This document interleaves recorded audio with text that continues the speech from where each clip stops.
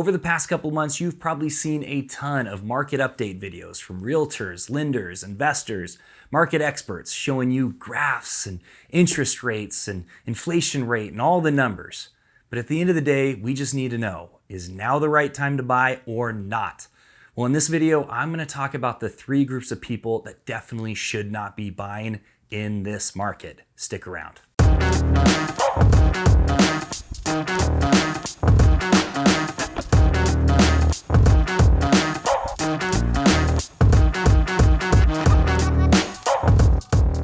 Hello and welcome to another episode of Living Life in North Idaho. Before we get started, I have to tell you, a few weeks ago, I went on a hiking trip up to the Sawtooth Mountains, and I thought my PT told me that I was good to go, no restrictions, but I found out that's not true. A 10-mile hike up into the mountains was definitely overdoing it, and I re-injured my hip. I also caught COVID last week, so as far as making a video, I really don't want to, but this is important. I need to get this message out there, so that's why I'm here. Forgive the look. Normally I'm more polished than this, at least I'd hope I am. If this is your first time to the channel, welcome. On this channel, we talk about what it's like living, eating, working, playing, and buying real estate here in Idaho. So if that's of interest to you, tap the subscribe button, hit the notification bell, so every time I come out with a new video, you get notified. And guys, every single week I'm getting calls, texts, and emails from people just like you that need a little bit more information about what it's like living in Idaho or Eastern Washington, or they've decided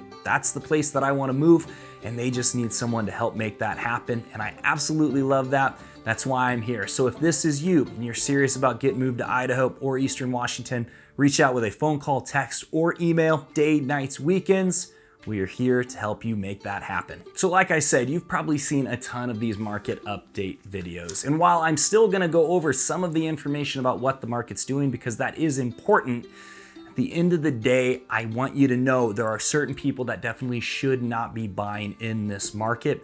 This is probably something you're never gonna hear any other realtor say, but given the experience that I had buying my first house, I definitely want people to know what the risks are of buying in a market that, to truth be told, nobody knows what's going to happen. I mean, if you're going off of what the Fed says, best view is that the effect on inflation will be neither particularly large nor persistent. I don't know what to tell you. I mean, some of it seems to be true.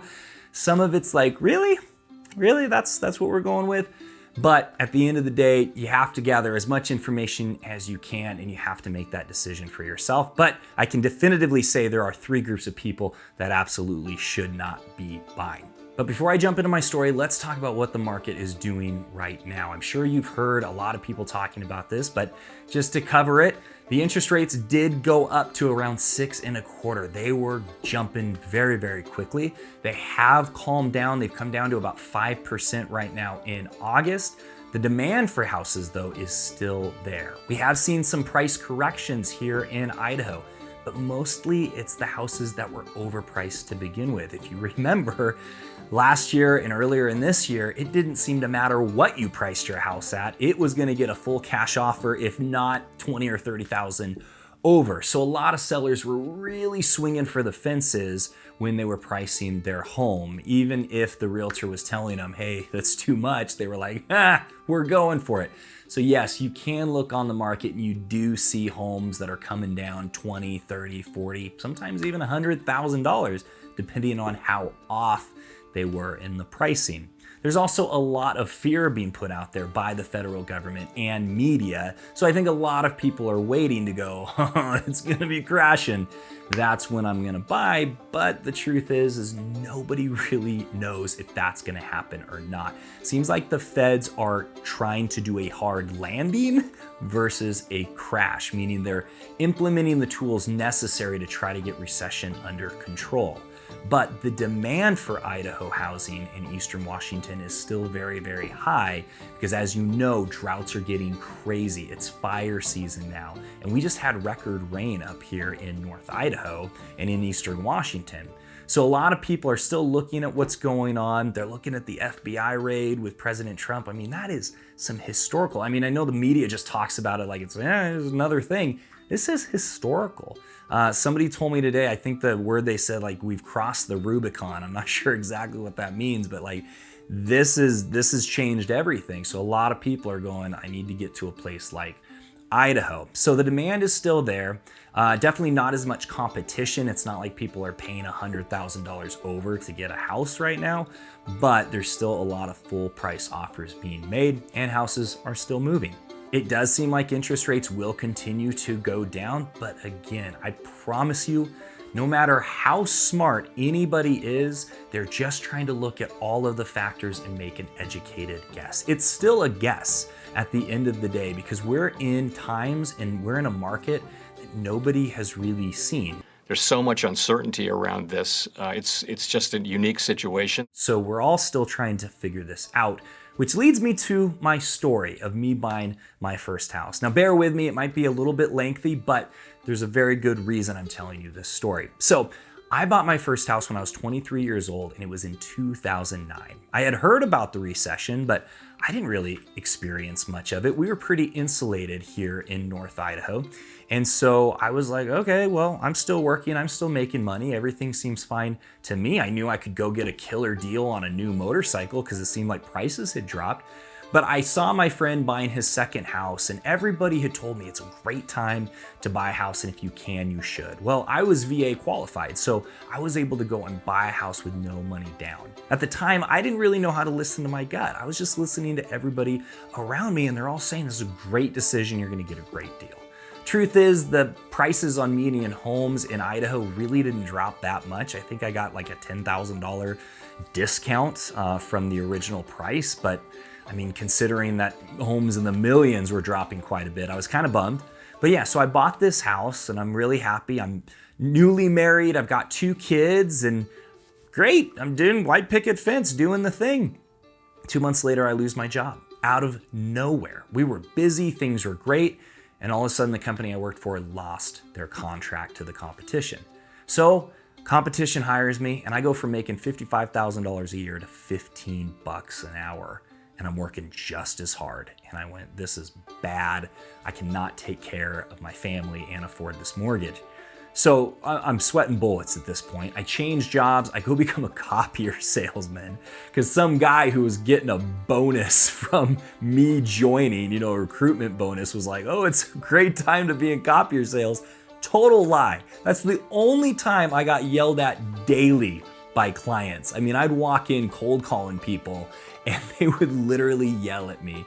And as a young 20-year-old kid, that was no fun at all. So I eventually changed jobs again. I got into low voltage security and I started making okay money. But believe me, I had to borrow money to get through that period of my life.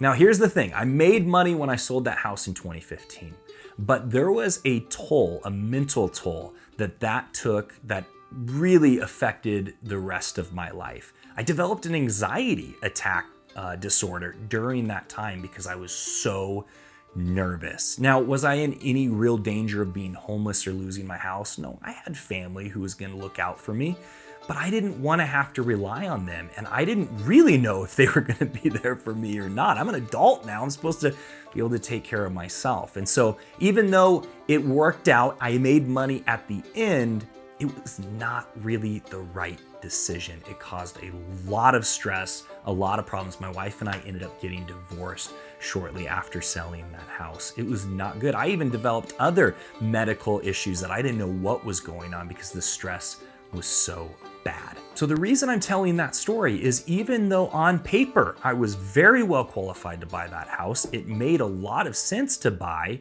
and not rent, my gut was not in tune. I was not able to listen to my gut. So when things went south, I was looking around at all the people who had given me advice to buy that house. And guess what? They didn't have any other advice. They went, I don't know, go find a different job. Well, I was specialized in that field. That was the only type of job that I could make that kind of money. Everything else was, you need to be an apprentice. We're going to pay you $10 an hour. I didn't have any other skill sets.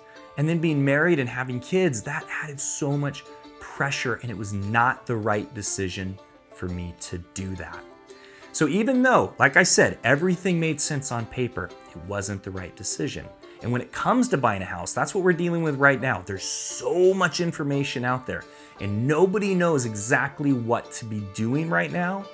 So it might not make sense to buy a house, or it might make really good sense. So let's talk about the three groups of people that definitely should not be buying a house right now in this market. Now, this is for people that are looking at moving to Idaho or Eastern Washington. This doesn't mean necessarily that, if you're in your town in California or Wyoming or wherever, that you shouldn't buy, but this is specific to people that are looking to move here. So the first group of people that definitely should not be buying in this market are those that, if the market does shift, if they lose their job and they're very specialized and they're not going to be able to make the kind of money that they've been making, they should not be buying a house right now. It might make more sense to rent because, again, we're a smaller market here. And if you have a specialized niche job, right, you work on compound semiconductors or something like that, there's only one employer or maybe two and the other employer doesn't pay very well, definitely not the right time. Because even maybe it does work out, right? And you lose your job, but you can change to something else and you can afford that payment. That stress of a 30-year mortgage might not be worth it. So just always look at all of the factors and going, okay, how stable is this? How am I sure that I'm going to like this job? Am I sure that this is where I want to be? Because if you have to change directions quickly, having a 30-year mortgage is not always the best idea. And side note, for the people who've gone through the loan application process, I know a lot of people get annoyed by that, but having been a loan officer quite a few years ago, I can tell you that some of those questions and some of the documentation they're looking at, it seems like they're only looking out for themselves, but you can actually look at that and go, well, if they're looking out for their investment in me, right? They're investing money. They're saying, okay, we'll let you borrow our money because we trust you. You should look at that as well and go, okay, have I had 2 years of stable employment? Do I have money in the bank? I mean, honestly, their regulations are fairly low for what I think people should personally be looking at. You should have, especially if you're moving to a different state, have 6 months in savings that if something happens, you get hurt, you lose your job, you got 6 months, you're gonna be fine. Because for me, when I lost my job, I had like 2 months. It was not enough and that stressed me out really, really bad. So when you look at the loan application process, look at that and give yourself that assessment. Am I really capable of buying a house and being okay if things don't work out? Those are really important factors to look at. The second group of people that definitely should not be buying in this market are those that think that they might have to sell in 2 years. Because I'll tell you, the last 2 years were an anomaly, right? You could buy and in 6 months you could sell and make money. That is not always how the market works. Now, we've seen this happen a couple of times. Last time was the 2008 crash, right? You could buy a house, literally flip it, sell it, make money. I knew a guy who had no education. I mean, he, like 8th grade, he dropped out. He was making $300,000 a year from flipping houses. That's a pretty good sign that the market is way, way too hot and there's something bad coming. Now, luckily the regulations have been in place. You really could not do that in this market. But if you are gonna buy a house and you think that I'm gonna have to sell this house in 2 to 3 years and you have no interest in doing rentals or vacation rentals or anything like that, don't buy a house because you might end up losing money because it does cost money to sell a house. Now you're thinking, well, I can just do for sale by owner. You're still gonna need to pay a percentage to the buyer's agent for bringing you the buyer. Believe me, buyer's agents are not going to bring their buyers if you're not going to pay them anything. Now you're looking at a very, very small percentage of the market who's not represented. Most people are represented because it doesn't cost them anything to use a real estate agent. So don't put yourself in a position where you're going to lose money just because people are telling you now is a good time to buy or you think you're going to make money on the house.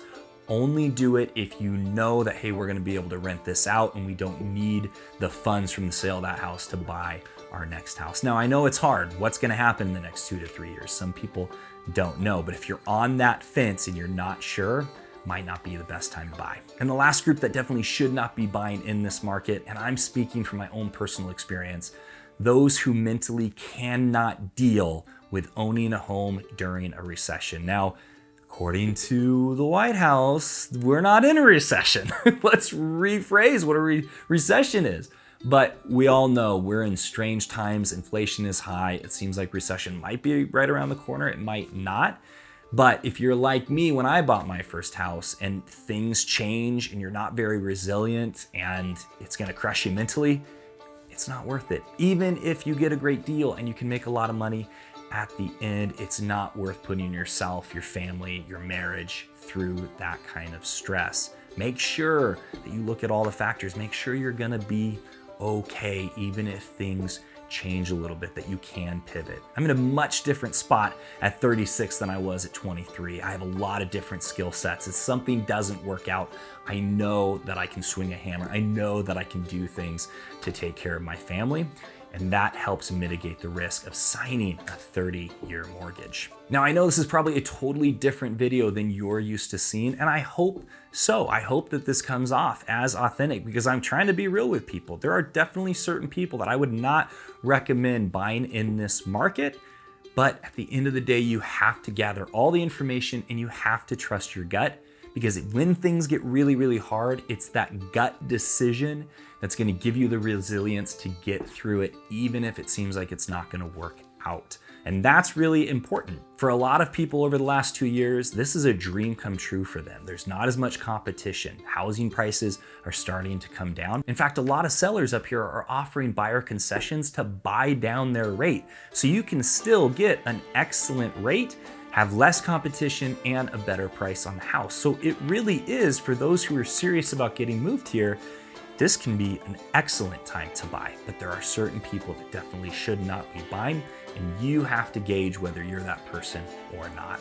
Guys, if you like this video, give me a thumbs up. Leave a comment in the comment section. I'd love to know what you guys thought of this presentation. And if you are serious about getting moved to Idaho or Eastern Washington, reach out with a phone call, text, or email, day, nights, weekends, it doesn't matter. And until the next one, I'll see you later.